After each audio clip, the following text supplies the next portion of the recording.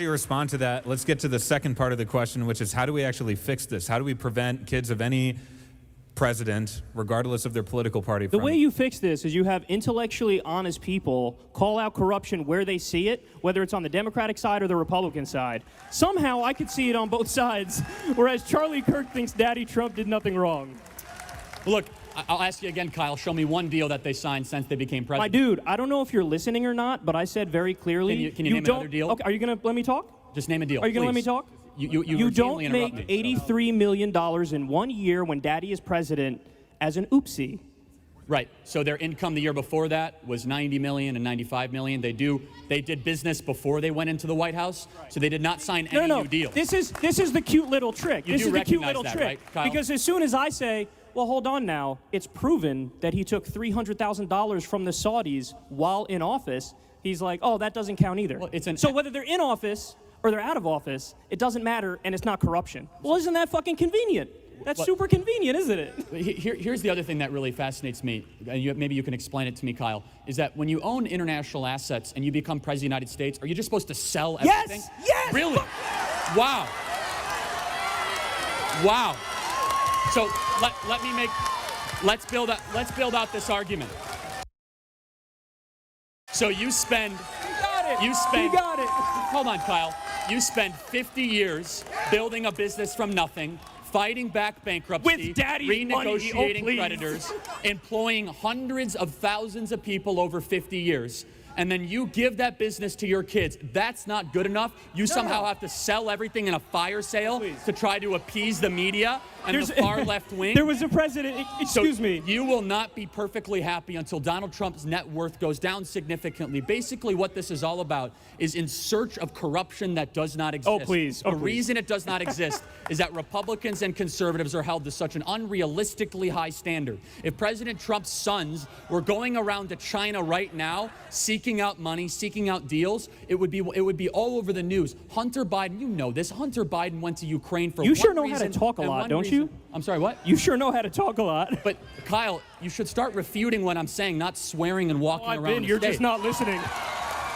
All right. Kyle, I'll let you give the last word. Charlie Kirk is so right over here. First of all, Kyle Kulinski, all he's doing is dropping F-bombs, dropping S-bombs, dropping all kinds of vulgar bombs all there. Okay, walking around the stage like a rooster, okay, that has his, cock, clucked or whatever. I mean, this is just unbelievable here. This happens every single effing time when the left starts a debate or can't use proper debate tactics or refute the facts that somebody's presenting or refute, the words that someone is presenting. And what do? They either drop the R word, racist, the B word, bigot, by God, the I word, insurrectionist, homophobe, this phobe, that phobe. If that doesn't work, then guess what? Go down to the F-bombs, go down to the swear words, go down to all kinds of other tactics, roll your head, roll your eyes, move around the stage. They all do it. Hassan Piker did it in his thing, using F-bombs, getting upset, histrionics. Sank the Jenk, Uyghur of the Young Turks, the Young Jerks, he does the same thing, that bloviating buffoon. When he starts to get upset and mad, everything comes just crashing down. So the whole question you've got to ask yourself is, destroy the businesses, destroy the lives of the people that have jobs. They won't have jobs anymore if you start selling off your assets all over the world. And you're going to be able to do that, just like that. Just because Kyle Kulinski and his leftist acolytes, those in the crowd there, those socialist Marxists over there, they can have their opinion. That's perfectly fine. But sometimes their opinions are just simmering. They're just stupid. They're just idiotic. They're just moronic. They're just retarded. I mean, this idea, when he says, so he's just supposed to sell his assets? Yes. Yes, he's supposed. Now you get it. Now you said it, Charlie. And he struts around the stage. Kyle Kulinski. I mean, folks, I don't even know how you could put that into. I don't even, it would be something to say. Maybe there's a way. I don't know what there is, but there has to be a way somehow that if somebody's there coming up with that kind of money, but you can't penalize it, but it would be in a way that you present it nicely to say, but these histrionics, these fits that you're having, basically you're having a hissy fit. Now, unless you're going to tell me, Kyle, Kulinski, that you decide to become a woman on stage for that short period of time, to have that emotional breakdown. Oh boy, I'm going to get that now from the feminazi crowd. They're going to come after me on that one, saying, oh, you're saying women are histrionic, women are emotional. Yeah, they are. And guess what? So are men. As Kyle Kulinski has so aptly proved this time. Anyways, let's get back to the debate. No, this will be very simple, and I'll go right to the point, unlike him. So there's a president by the name of Jimmy Carter. He had a fucking peanut farm, and he had to sell his peanut farm because the Supreme Court rightly said, you know what, man, that could be an issue because you could have foreign governments funneling you money through your peanut farm, and we can't have corruption. We're supposed to be a first world country. But somehow this fucking president gets to have hotels all over the world, a hotel in D.C., the Saudis funneling him money. Let me say this one more time, and this will be the final time. If this was the Clinton Foundation, I would be just as up in arms. But when it's the Trumps, I'm up in arms and you're not, and that says a lot. All right, final question on the international stage. We talked at the beginning of this debate about the working class and the Rust Belt. Are we winning the trade war? It depends. Look, I think one of the longest lasting and most important legacies of this president is reorienting our entire foreign policy towards our greatest enemy, which is the Chinese Communist Party. Both parties, Bush and Obama together, had a bipartisan agreement to try to continue to allow China to dump products into our country and hack our cyber grids and build Confucius institutes on our college campuses while middle America was continually disenfranchised. And guess what? There's going to be I believe, a very good deal struck on trade with China very, very soon. And China has been screwing the world for so long. They have the world's second biggest economy, yet they're still classified as a developing nation. They're allowed to pollute unrestricted without any sort of oversight whatsoever. And this president, I think there's a lot of bipartisan agreement. I think you'll agree with this, Kyle, reorienting our entire foreign policy and our entire national conversation against the rise of China. And guess what? I totally stand with the people of Hong Kong, unlike the National Basketball Association that just wants to continue the money flow from China coming there.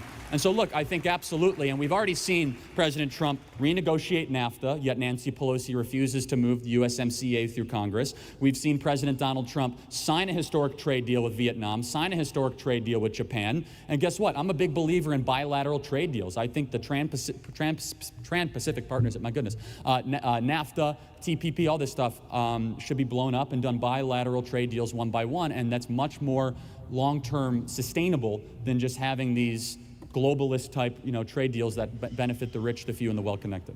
All right, Kyle. The question was about... Are we winning the trade war? Yeah, that's a complicated question. You have to look at the net job loss or job gain.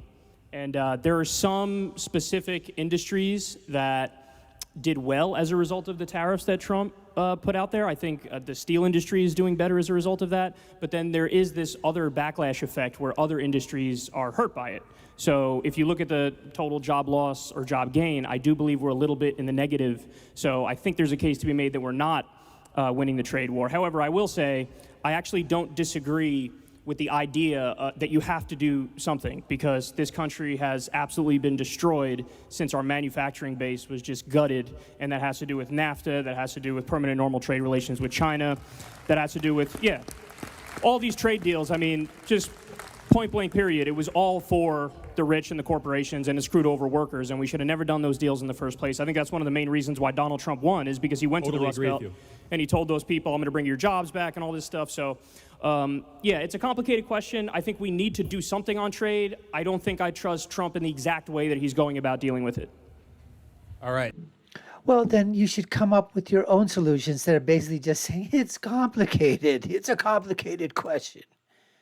If you can't come up with some answers and specifics, like Charlie Kirk did in terms of what Trump is doing, and just basically that I just don't agree with the way Trump is handling it, well, you have no freaking clue as to how he's handling it, and you don't even have a single answer yourself. Whether it's good or bad, whatever your premise is going to be, however you're going to present that and say, well, this is what I think that would be done, that should be done, that Trump should institute to increase the worker base, to bring back those jobs, to allow those manufacturing jobs to come back to the United States, either the ones that we shipped overseas before through NAFTA and all that other crap going on, or how do we build that manufacturing base back up again? You should have an idea, because if you don't have an idea, here's what you ought to do, Kyle Kulinski. Here's what you ought to do. Watch very carefully.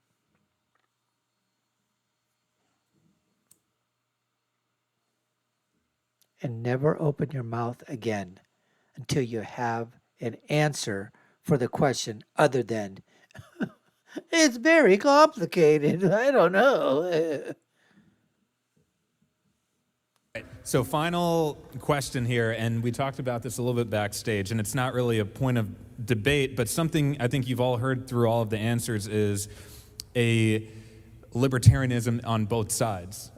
You've talked about being kind of a libertarian left, and you have some libertarian tendencies. How do we, and that leads to some unexpected areas of common ground like we just saw on the trade issue.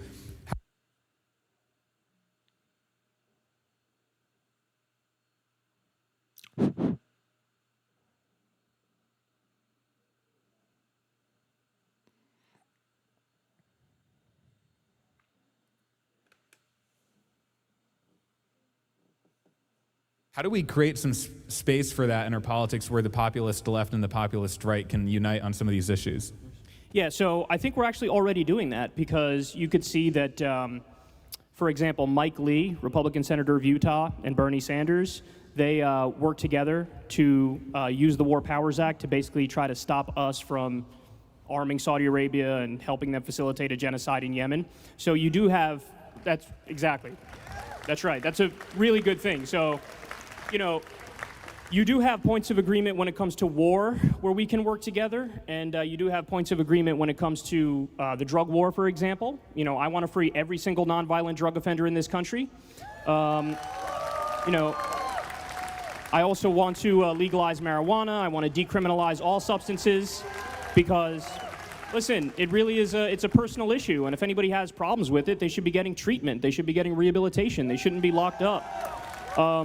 So, yeah, there are points of agreement. I think when it comes to social issues, Charlie and I will agree, insofar as you fully do agree with non-interventionism on foreign policy and basically a hands-off approach to, you know, cultural issues and social issues. Yeah, and look, so here's one thought exercise, and I do want Kyle to have, I know we're running out of time, but we'll agree, but I don't totally agree with everything on foreign policy, but we're more in agreement that we should have a more restrained foreign policy. Drugs, I wouldn't, boy, that's too far for me, but I do think decriminalization of certain substances is perfectly fine. But here's what always perplexes me, and Kyle, backstage you called yourself a libertarian leftist. Is that a correct way? That's a fair categorization, or populist left, I call myself. So here's something, and maybe you can explain it to me. I'm skeptical of government in all forms. So I'm skeptical of the government that locks up the people that are wrongly accused, skeptical of the government that declares war on the country that is incorrect and invades the sovereign country. That's also why I want to restrain federal bureaucracy and federal regulation. If you don't trust the government, Kyle, why do you want the government to run our health care and take all of our guns away? That's a good question. That's actually a very good question, and I'm more than happy to answer it. So it's because I'm also an empiricist. And so I believe in, you know, what I can see, what is evidence-based. And when I look around the rest of the world, it's just a fact that the rest of the developed world, particularly in Scandinavia, they kick our butt when it comes to healthcare, when it comes to education. So ultimately, listen, I do want to maximize freedom as much as possible, but I'm also pragmatic in the sense that I'm not going to stubbornly refuse to improve our healthcare system when I can see the studies. I see that we're ranked number 37. I see that the UK and France are routinely ranked in the top 5. The rest of the Scandinavian places are in the top 5. And so I don't have a fucking cinder block where my head is supposed to be. I know that there are some things where government works, and we should indeed have more government in those areas. Do you want to get rid of the federal minimum wage? No, I want to Well, the increase it. Scandinavian countries, except Finland, have no federal minimum wage. That's a good point, but Yeah, tell, so we tell should them get why. rid of No, the no, no, federal but tell minimum them why wage. that is. That's because they have collectively unionization bar- for everybody. So Exactly. with the- so they voluntarily collectively bargain. Right. Sweden has, so I want to close this point. Sweden has universal school choice. They have higher degrees of economic freedom in Norway, Sweden, Finland, Denmark than in America. They have, like I mentioned, they have no federal minimum wage. There's also some bad things in the Scandinavian countries, like a 200% tax on cars, like a 22% VAT tax and sales tax, like the average income tax, 48% for the middle class, not the rich. But by the way, the other thing that always perplexes me, and I know we're running low on time, is that Senator Sanders, your preferred candidate, wants to keep it in the ground and has a big war on fossil fuels. However, it's the Norwegian Sovereign Wealth Fund that has been funded primarily through North Sea oil, natural gas, and fracking, the very same resource that the left likes to demonize. But the final thing I'll say is this, Kyle. You want me to answer that or no? Well, I mean, I think we're running, I mean, how much time do we have? But we do got to wrap it up. Say your last thing, and then Kyle can respond. Last thing I'll say is this, I'm consistent with the use of government power. I don't think you can pick and choose where you want government big and government small. I am skeptical of government power when it comes to them confiscating our guns, running our healthcare, running our education system, and telling private businesses how to operate. I believe in the rights granted from a creator, not from God. And finally, I just find it interesting that people can say, I want government to be totally in control of things that matter to you most, but not in control of other things. I find that highly ironic. Either you are trustful of government or distrustful of government. I will always err on the side of freedom and liberty, not on bureaucratic, corrupt government. Okay. All right, last word. Listen, that's fine. Listen, you could categorize that however you want to categorize it. I'd call it nuance. I'd say, I can see places around the world where government works better in certain areas, and I can see places where I want less government. For example, another point of agreement we would have is on the NSA. I don't want the government spying on us every which way. So, but to answer your question, because you brought up the Sovereign Wealth Fund and how that's funded through fossil fuels, which is true, and that's a decent point. However, what I would say is, listen, man, we got to get serious. And the bottom line is, there are inevitable patents and an economic boom just waiting to happen when it comes to green and renewable technology. Oh my God. And You're so full of crap. I want a Green New Deal, emphasis on the New Deal part, to bring millions of jobs to this country, pay everybody a living wage, and make sure that we run the future, that we are the leading country moving forward. And I think that we could all win if we go down that path. All right, guys, let's give a big round of applause for Kyle and Charlie. And give a round of applause for Politicon 2019. Thank you all so much. Have a good night.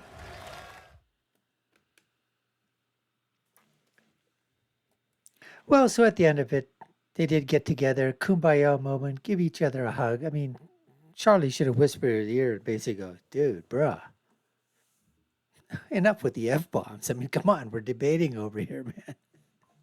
You gotta, you want to be emotional, okay, with your facts, with your figures, with your data points. Be emotional with your assertions. Be emotional with your points on topic.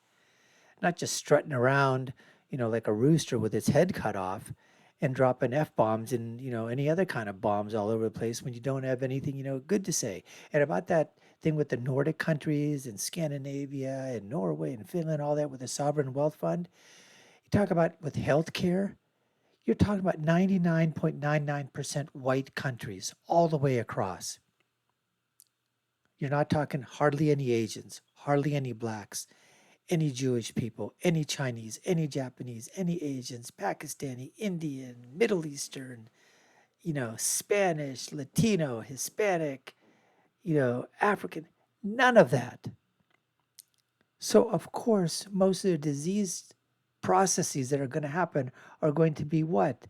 Primarily those that occur to ethnic white populations. And then you're only talking millions of people in a country in a very small area geographically located, rather than 350 million people located across almost 3,500 miles of an expanse.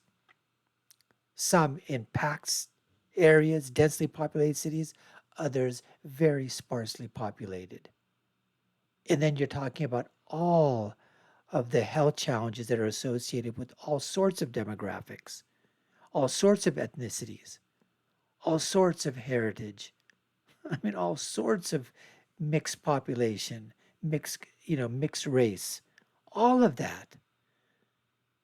And then there's no wealth sovereign fund here in which, um, the citizens are getting a piece from. So, and then everybody would like to have this thing in terms of all the innovations, all the new inventions, all the new technologies that are occurring. We've been hearing this for years that the green jobs are going to be there. They're going to create a living wage for everybody. Everyone's going to have $1 million a year job in this industry. It's just not going to happen that way, folks. It's not going to happen. What were we told by Yin Yang? Remember the guy, I can't remember his name now, it's so obscure. The guy, last name of Yang, running for president. What was he saying? All the truckers, that by the time 2024 rolls around, what was going to happen? All the truckers, they were going to lose their jobs. We're going to have to train truckers to go learn how to use a computer. They're going to have to go back to school. They're going to have to learn, okay, how to get into the, into the 21st century technology, because their trucks were going to, the trucking industry was just going to go by the wayside.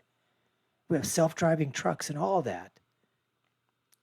That was yin yang from yang, wasn't it? And so we hear this all the time. Millions and millions of good paying jobs. Sounds good. Just never delivered. Anyways, folks, we appreciate you taking the time to watch. You've been watching the Dr. Nasir Shaikh Show. I've been your host. My name is Dr. Nasir. If you've been done so already, subscribe to the channel, like, share, and follow. You all know what to do. Check out our other video links above and below. My final thought, when you're right, you're right. And when you're left, you're wrong. Until next time, folks, take care and stay safe.